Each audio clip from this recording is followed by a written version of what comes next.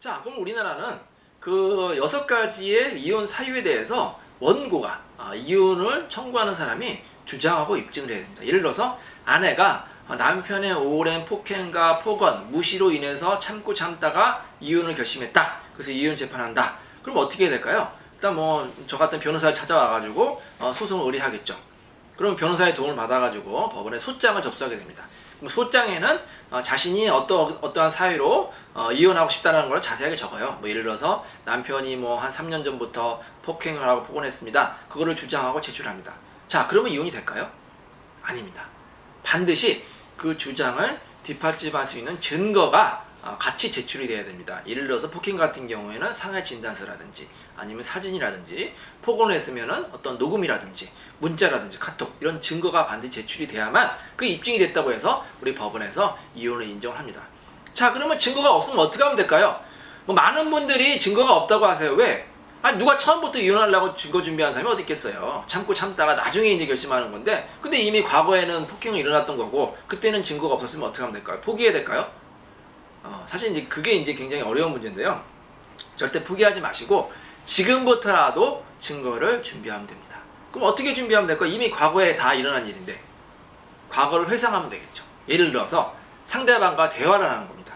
당신이 1년 전에 나를 때리지 않았느냐? 3년 전부터 나를 계속해서 부당하게 폭언하고 하지 않았느냐? 상대방과 대화를 하면 상대방이 그걸 인정할 수가 있겠죠. 아, 내가 그때 때렸다. 왜 어쩔래? 그러면 그 대화를 녹음하는 겁니다. 상대방과 대화 당사자 간에는 상대방이 동의를 받지 않고 녹음해도 그건 합법이기 때문에 괜찮습니다. 이렇게 상대방과의 어떻게 보면 유도신문을 하는 거죠. 뭐 치사하다고요? 뭐 어쩔 수 없습니다. 이제 본인이 이혼 재판에 승소하기 위해서는 그런 방법을 쓰고 또 불법적인 게 아니기 때문에 어쩔 수 없는 겁니다. 자, 그리고 또 이건 정의에 부합하는 거예요. 예전에 그런 사실이 있었잖아요. 없는 사실을 꾸며서 만드는 건 아니지만 예전에 있었던 사실을 다시 환기하면서 지금 이제 증거를 확보하는 거기 때문에 어쩔 수 없이 그런 증거를 확보해서 제출하면은 이혼이 됩니다. 자, 그럼 반대로 나는 이혼을 하기 싫다. 예를 들어서 남편이 그냥 자기만 잘 살려고 아내한테 이혼 청구하는데 이제 아내는 정말 착한 아내다. 그럴 경우는 어떻게 하면 될까요? 그러면 법원에다가 기각을 구한다는 답변서를 제출하면 됩니다. 자, 남편이 이렇게 이혼을 주장하는데 사실은 나는 억울합니다. 남편이 잘못이 있습니다. 남편이 유책 배워줍니다. 이렇게 자신이 억울한 점을 답변서에 제출하시고 법원에 출석을 하셔가지고 판사 앞에 가서 그런 자신의 억울한 심정을 얘기를 하면은 이혼을 기각을 시킬 수가 있습니다. 자, 그럼 어떤 경우에 이혼이 인용이 되고 기각이 될까요? 뭐 증거가 확실한 경우, 뭐 예를 들어서 뭐 상대방이 잘못한 증거가 확실하다. 그러면 거의 뭐 99% 이혼이 되고 원하는 바를 얻을 수가 없지만 이 증거가 좀 미비한 경우에 아니면 양측의 주장이 첨예하게 대립할 경우에는 굉장히 법정에서 다툼이 심합니다. 그럴 경우에는 물론 변호사의 역할도 굉장히 중요하지만 본인이 또 얼마나 변호사한테 협조를 하느냐, 이 변호사와 의뢰인 간의 커뮤니케이션이 굉장히 중요하거든요. 어떤 분들은 본인한테 불리한 거는 쏙 빠지고 얘기 안 하는 경우가 있어요. 본인 잘못한 건 쏙 빼고 그냥 상담받고 재판 진행하는데 나중에 상대방이 증거를 제출하는데 본인한테 굉장히 불리한 증거가 있을 수 있으면 변호사도 처음 듣는 얘기니까 당할 수가 있겠죠. 그렇기 때문에 본인의 변호사한테는 본인이 유리한 것뿐만 아니라 불리한 것도 솔직하게 얘기하시는 게 굉장히 중요합니다. 자, 이렇게 변호사의 역할도 중요하고 본인의 역할도 중요하고 이혼 소송은 가급적이면 본인이 출석을 하시는 게 좋습니다. 왜냐하면 변호사는 법률 전문가지 이 사실에 대해서는 전문가가 아니잖아요. 이 결혼 생활에 대한 사실관계는 변호사보다는 당사자 본인이 가장 잘 알 수 있기 때문에 반드시 변호사와 상담도 많이 하시고 법정의 길에는 반드시 출석을 하시는 게 좋고요. 너무 바빠서 출석할 수 없다 그러면은 취사 선택을 하셔야 됩니다.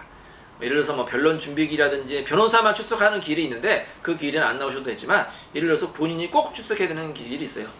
조사기일이라든지 조정기일 아니면 중요한 변론기일 아니면 판사님이 꼭 본인은 출석했으면 좋겠다 이렇게 말한 기일에는 반드시 본인이 바쁘셔도 출석을 하시는 게 좋습니다. 자, 이렇게 이제 이혼 재판이 진행이 되는데요. 그럼 이혼만 하면 될까요? 그렇지 않죠. 이혼 재판에서 가장 중요한 건 뭐냐? 자녀 양육 문제입니다. 자녀 양육. 자, 그러면 여러분 누가 자녀를 양육하게 될까요? 서로 자녀를 키운다고 합니다. 외국에서는 서로 자녀를 키우지 않는다고 이제 주장하는데 우리나라 부모님들은 자녀에 대한 그런 애착도 강하시고 또 뭐 상대방에게 또 애를 뺏기기 싫다 이런 또 생각을 갖고 계시는 분이 있는 것 같아요. 그래서 서로 자녀를 키우겠다고 주장하는 경우가 있습니다. 자, 그러면 누가 자녀에 대한 친권자와 양육권자가 될까요? 여기서 친권과 양육권의 구별이 필요합니다. 친권은 법적인 권리입니다. 부모가 돼서 자녀에 대한 법적인 권리, 예를 들어서 자녀의 재산 관리권, 뭐 거소 지정권이라든지 아니면 뭐 해외 유학을 간다든지 학교 전학 간다든지 이렇게 법적 대리가 필요했을 때 대리인이 사인하는 게 친권이라고 생각을 하시면 되겠습니다. 양육권은 뭐냐면 자녀를 실제로 키우는 권리입니다. 부모가 누가 자녀를 키울 수 있는 권리인지 그게 양육권인데요. 자, 그럼 누가 친권자가 되고 누가 양육권자가 될까요? 여러 가지를 고려합니다. 법원에서는 뭐 자녀와의 애착관계, 자녀의 의사, 뭐 경제력, 뭐 제2 뭐 부양자, 뭐 그다음에 뭐 가정 환경, 재력 다 보지만 제가 생각하기에 가장 중요한 건 뭐냐? 바로 이거예요. 지금 누가 자녀를 데리고 있느냐? 그동안 자녀를 누가 잘 키우느냐? 그게 가장 중요합니다. 판사도 그걸 물어봐요. 지금 아이가 어디 있습니까? 엄마가 키우고 있습니까? 아빠가 키우고 있습니까? 엄마가 잘 키우고 있습니다. 뭐 아빠는 그냥 뭐 한 달에 한 번 정도만 와서 봅니다. 그러면 누가 키울까요? 여러분 상식적으로 생각해 보세요. 당연히 엄마가 키우겠죠. 아니면 반대로 엄마가 애를 두고 그냥 혼자서 나갔습니다. 그냥 집 나갔어. 그냥 맨날 클럽 다니고 친구들하고 놀러 다닙니다. 그럼 누가 키울까요? 아빠가 키우는 거죠. 이거 너무 상식적인 거예요. 그래서 애를 현재 데리고 있는 사람이 키운다 이렇게 생각하시면 돼요. 이건 이럴 수가 있겠죠. 예를 들어서 아내 같은 경우에는 남편이 폭력을 해가지고 너무 힘들어서 뛰쳐나왔다. 애를 두고 뛰쳐나왔다. 애가 2명이라서 얘가 어리고 뛰쳐나왔다. 그래서 나중에 뭐 한 6개월 있다가 애를 데려오려고 한다. 그게 잘 될까요? 어렵습니다. 6개월 동안 아빠가 데리고 있었잖아요. 이게 이제 제가 이제 명명한 거는 뭐냐면 현상 유지 원칙이라는 게 있어요. 그건 뭐냐면 이 법원에서는 가급적이면 현상을 존중하려는 태도가 있어요. 막 바꾸려고 할 때는 반드시 이유가 있어야 돼요. 예를 들어서 아빠가 키우는데 엄마로 양육권자를 변경해야 된다면 합당한 이유가 있어야 됩니다. 예를 들어서 아빠가 아이를 학대한다든지 아니면 자녀가 너무너무 엄마랑 살고 싶다든지 이런 어떠한 사유가 있어야지만 양육권자의 변경이 되는 거예요. 근데 이게 굉장히 쉽지가 않거든요. 그렇기 때문에 이 현 상태를 유지하는 게 중요합니다. 그래서 반드시 애를 키우실 분들은 이 이혼하기 전에 별걸 하잖아요. 잠시 집을 나오잖아요. 반드시 자녀를 데리고 나오셔야 됩니다.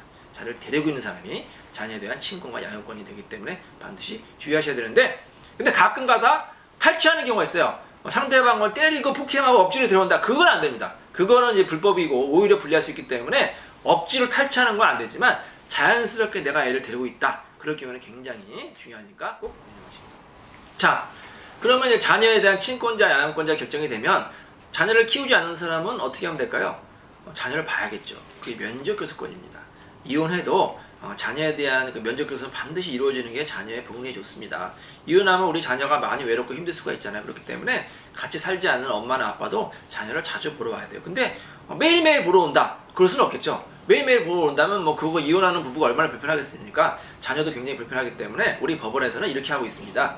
2주에 한 번, 한 달에 2번, 볼 때는 1박 2일씩, 예를 들어서 매월 둘째, 넷째 주 토요일날 뭐 12시부터 다음날 일요일 뭐 5시까지 이런 식으로 1박 2일씩 정해서 면접교섭을 하면 되고요. 면접교섭 장소는 아이가 있는 장소로, 엄마가 아이를 데리고 있다고 하면 아빠가 아이가 있는 그 부인의 집에 가서 아이를 데리고 왔다가 그 다음날 데려다 주는 방식으로 이루어지고 있습니다.